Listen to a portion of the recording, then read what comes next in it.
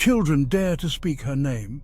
A challenge, a rite of passage. They gather in the dark, their young faces illuminated by the flickering glow of candlelight. They whisper, "Bloody Mary." The name hangs in the air, a palpable presence. A chill runs down their spines, a mixture of fear and excitement. They are tempting fate, invoking a legend, whispered to them in hushed tones. The legend of Bloody Mary, a terrifying tale of a vengeful spirit summoned by a simple ritual. A woman scorned, a soul forever trapped between worlds. Her image, they say, appears in the mirror, her eyes burning with fury, her hands dripping with blood. She is a cautionary tale, a warning whispered to misbehaving children. But what if the legend is true? What if the name whispered in the darkness is a beacon, a summons answered by something ancient and evil? The old house stood on a hill overlooking the town, a grand Victorian mansion with a dark history. It was known as Blackwood Manor, and locals spoke of it in hushed tones. It was here, they said, that Mary lived and died. Her story was a tragic one, filled with betrayal, loss, and a thirst for revenge that extended beyond the grave. Some whispered she was a witch, others a woman driven mad by grief. We stood before the house, its silhouette stark against the setting sun. A team of paranormal investigators drawn to Blackwood Manor by the legend of Bloody Mary.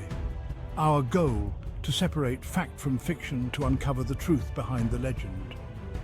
We entered the house, its silence heavy with anticipation. The air was thick with the scent of decay and the weight of untold stories. The house felt alive, its very walls whispering secrets. The bathroom, cold, damp, untouched by time, the heart of the legend. Here, they said, Mary met her end, and here we would attempt to contact her. The ritual was simple, passed down through generations of whispered stories.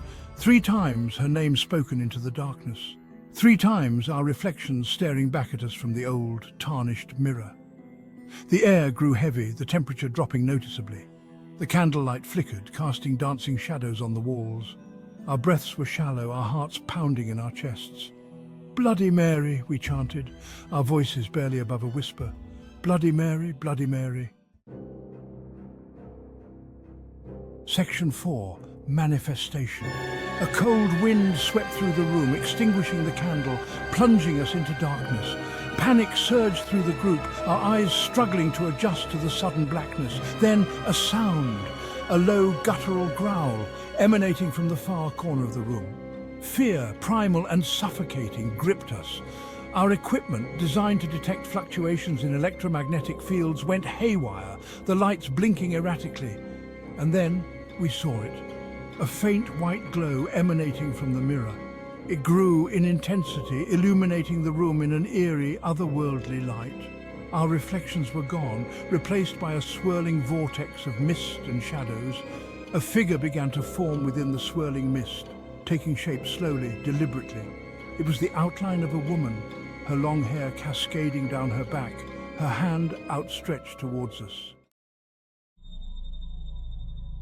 Section 5. A bloody truth. The figure solidified, the details of her face becoming horrifyingly clear. Her eyes, wide and bloodshot, burned with an icy fury. Her skin was pale and drawn, her lips pulled back in a silent scream. But it wasn't Mary. The face in the mirror was my own, twisted and contorted in an expression of pure terror.